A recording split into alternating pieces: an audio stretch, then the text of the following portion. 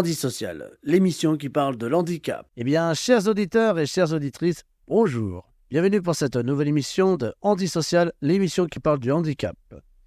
Aujourd'hui, nous allons parler des Handi News avec en première actualité, maladie neurologique, menace sur le permis de conduire. Selon un récent arrêté, un diagnostic d'Alzheimer, de Parkinson ou de sclérose en plaques peut suffire à priver certains conducteurs de leur permis et obliger d'autres à obtenir un avis médical. 3 assos demandent son annulation auprès du Conseil d'État. Le Conseil d'État a rejeté le 29 septembre 2023 le recours déposé par APF France Handicap contre l'arrêté ministériel du 28 mars 2022. Fixant la liste des affections médicales incompatibles ou compatibles pour l'obtention, le renouvellement ou le maintien du permis de conduire. Les personnes ayant une maladie neuroévolutive, dans les personnes vivant avec une sclérose en plaques, cet arrêté demeure injuste, inadapté, discriminant et ne prévoit aucune mesure d'accompagnement, réagit l'association. Elle promet de continuer son combat contre ce texte stigmatisant, notamment dans le cadre des travaux de construction de la future stratégie maladie neurodégénérative 2024-2028. Article initial du 24 juin 2022. Les automobilistes atteints de la maladie d'Alzheimer, l'arrêté du 28 mars 2022 fixant la très longue liste de toutes les affections médicales incompatibles ou compatibles pour la détention du permis, stipule en effet que toute personne atteinte d'une pathologie neuroévolutive est interdite de conduite sans même que le diagnostic ne soit posé, dès le début de stade 3 de l'échelle de Reisberg, déplore APF France Handicap. Si l'association considère qu'il s'agit d'un trouble cognitif léger, la sécurité routière rétorque que c'est le moment où les amis, la famille et les collègues commencent à remarquer certains troubles de la mémoire ou de la concentration. En pratique, pour la conduite, la personne ne fait plus attention à certains feux rouges par exemple. Pour d'autres troubles neurologiques comme la sclérose en plaques ou la maladie de Parkinson, le texte prévoit une incompatibilité d'emblée avec la conduite d'un véhicule jusqu'à l'obtention d'un avis médical spécialisé par une équipe pluridisciplinaire comprenant au moins un médecin spécialiste et un ergothérapeute. Des inégalités de traitement. Porté par les ministres de l'Intérieur et de la Santé, sur proposition de la déléguée interministérielle à la sécurité routière, cet arrêté a été publié au journal officiel le 3 avril 2022. Il abroge ainsi l'arrêté du 21 décembre 2005 afin de prendre en compte des innovations scientifiques et technologiques, en termes d'aménagement de l'habitacle et d'aide à la conduite notamment. À ce titre, il concède certaines évolutions positives, notamment pour les conducteurs présentant un diabète sans complications et dont le traitement ne génère pas de risque d'hypoglycémie, qui ne sont désormais plus obligés de passer au préalable un contrôle médical pour conduire des véhicules légers, voitures et 2 roues. L'arrêté lève aussi les interdictions des véhicules légers pour des personnes atteintes de certains handicaps locomoteurs très lourds. Recours devant le Conseil d'État. 2 mois après sa publication, le 3 juin, APF France Handicap, l'Union France d'Alzheimer et maladies apparentées et France Parkinson dépose un recours devant le Conseil d'État contre ce texte, au motif qu'il présente de nombreux problèmes. Il ne prévoit par exemple aucune mesure d'accompagnement des personnes malades et des aidants, ni ne précise sous quel délai, comment et par qui le contrôle médical devait être effectué, explique-t-elle. Aucune possibilité de recours contre l'avis du médecin agréé. De plus, concernant Alzheimer et les maladies apparentées en particulier, ce professionnel de santé doit s'appuyer sur une échelle, qui n'est plus utilisée par les médecins depuis plus de 20 ans pour déterminer le stade de troubles cognitifs, s'agacent les associations. Moins d'autonomie, plus d'isolement. Elle regrette également que ce texte, qui, selon elle, porte atteinte à l'autonomie en empêchant certains publics de conduire du jour au lendemain, a été officialisé sans avoir consulté ni informé les associations de patients au préalable. Enfin, ces dernières craignent un renforcement de l'isolement et de l'exclusion sociale qui pourrait même pousser les personnes éventuellement malades à ne pas se faire diagnostiquer. En ce sens, ce texte démontre, selon les associations, la méconnaissance des pouvoirs publics envers les maladies neuroévolutives et autres troubles neurologiques, ignorant les conséquences désastreuses que leur décision précipitée peut engendrer. Déroulement du contrôle médical. Concrètement, ce nouveau texte définit la marche à suivre. Le médecin agréé ou la commission médicale étudie le dossier de l'usager puis effectue un examen clinique qui comprend un interrogatoire et un test physique. Il peut également demander, lorsqu'il le juge utile, un examen complémentaire, notamment psychotechnique, ainsi qu'un test de conduite. À l'issue du contrôle médical, le médecin agréé renseigne le formulaire CERFA numéro 14880 relatif au permis de conduire, avis médical. Lorsqu'une infection entraîne une incompatibilité médicale avec la conduite, qu'elle soit définitive ou temporaire, il rend la vie inapte. L'information est ensuite transmise à l'usager sur les conditions et délais nécessaires qui permettraient de rendre ultérieurement un avis d'attitude. Autre possibilité, compatibilité temporaire ou encore compatibilité avec aménagement selon l'évaluation.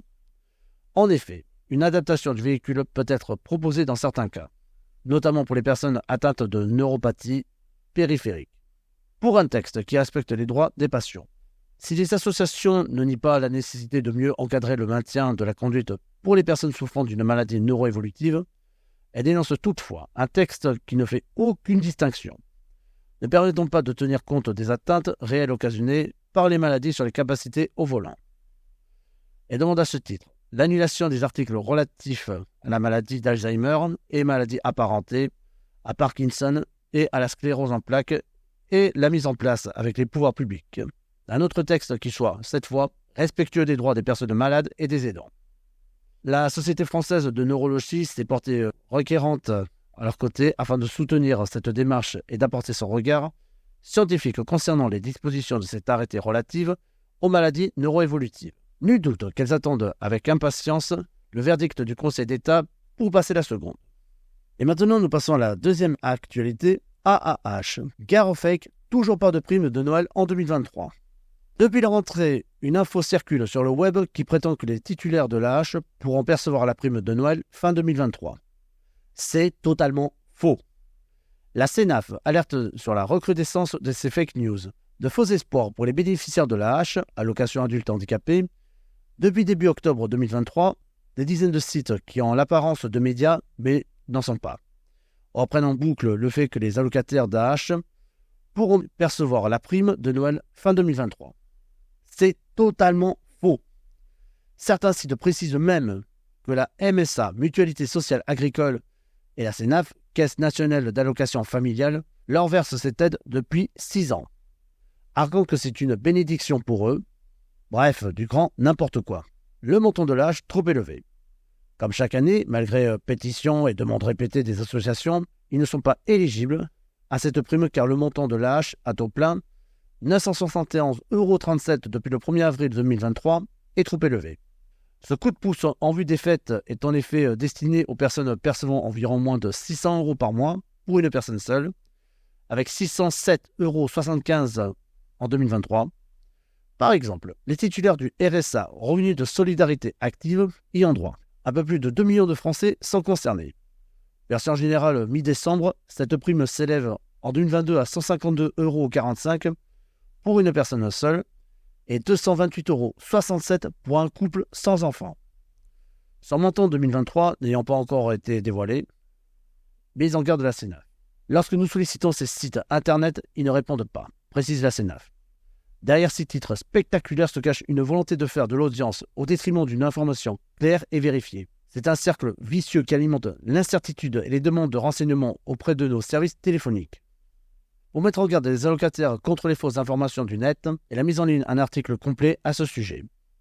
Le moyen le plus sûr de savoir si vous bénéficiez bien de tous vos droits, c'est d'aller sur le site caf.fr, insiste l'organisme.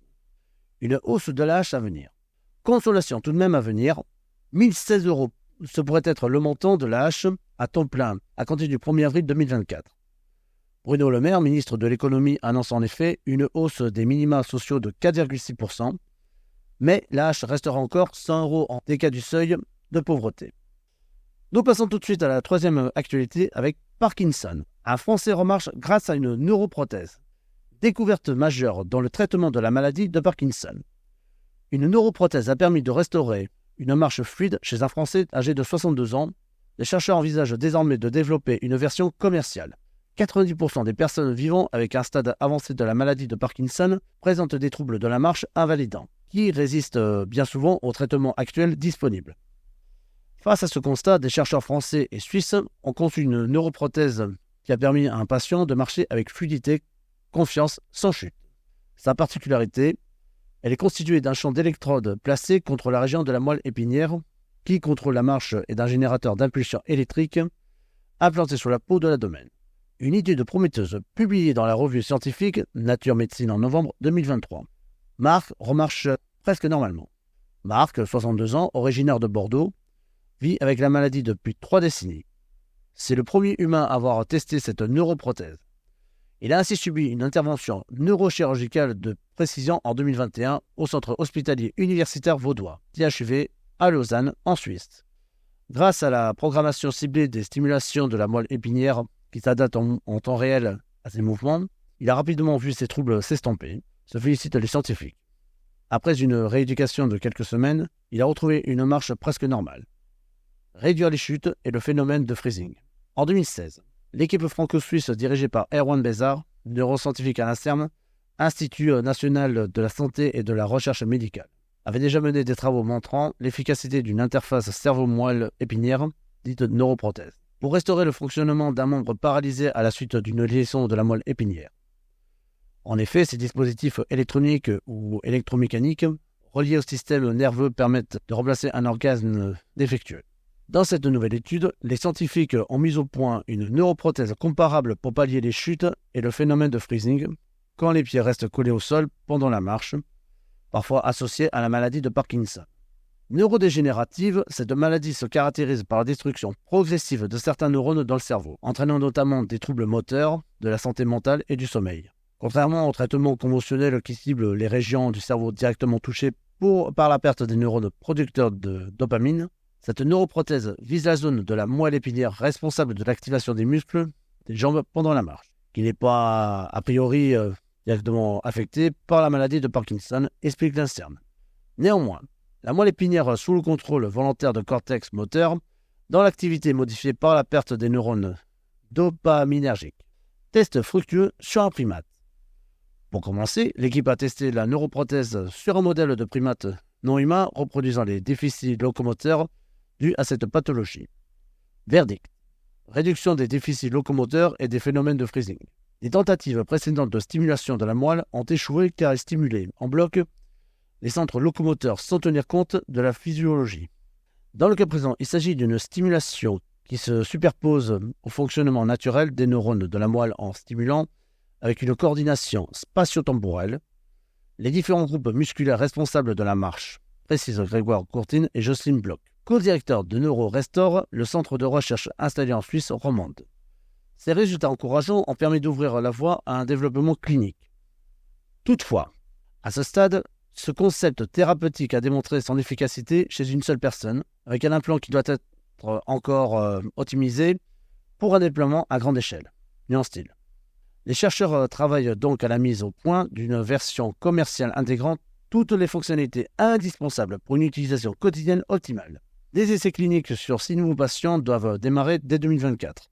Notre ambition est de généraliser l'accès à cette technologie innovante, conclut-il, afin d'améliorer significativement la qualité de vie des 9 millions de personnes atteintes de la maladie de Parkinson dans le monde.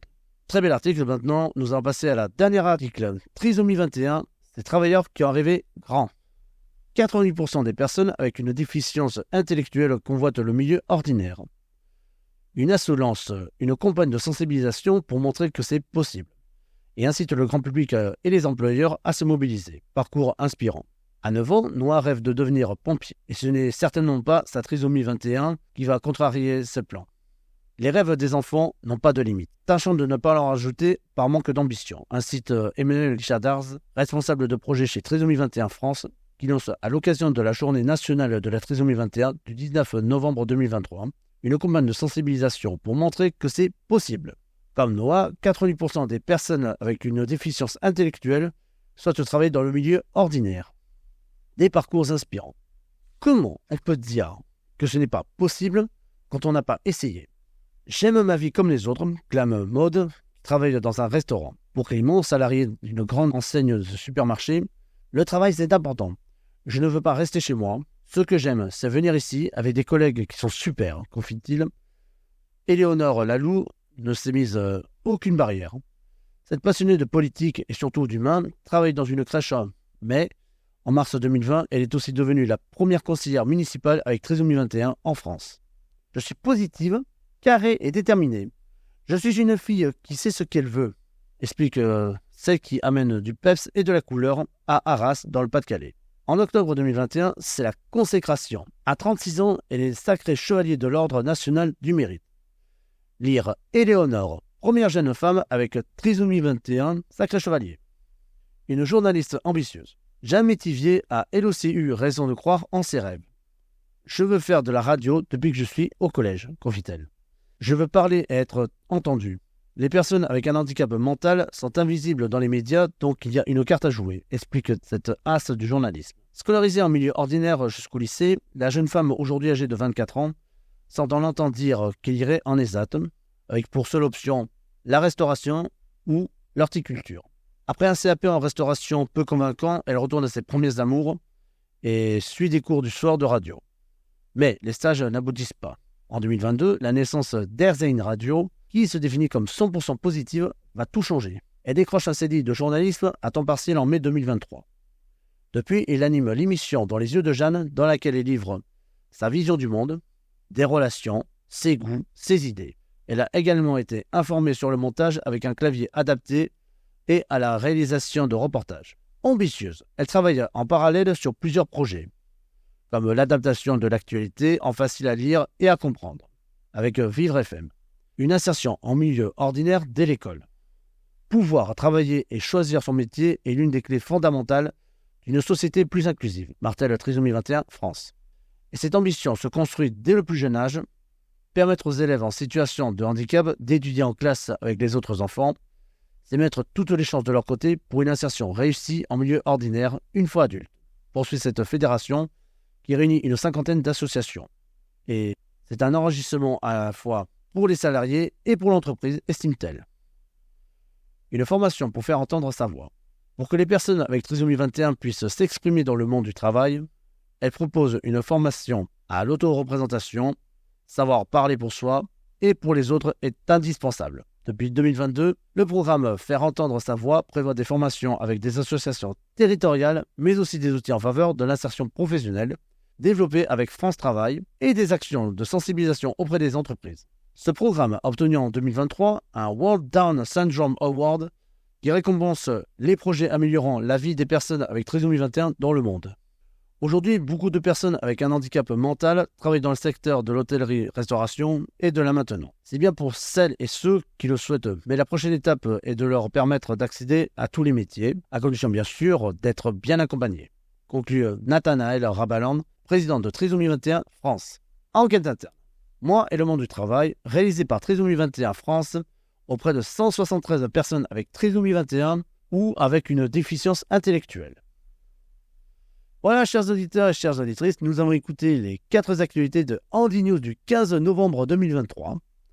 Alors n'oubliez pas, chers camarades handicapés, nous sommes des handicapés, mais nous avons de l'ambition, nous avons un rêve, alors battez-vous pour vos envies, et surtout faites-vous aider, et ne vous laissez pas influencer par des moqueries, des regards des autres. Voilà, sur ces belles paroles, je vous souhaite de bonnes journées, et n'oubliez pas de vous abonner à ma chaîne Handy Social. Salut tout le monde!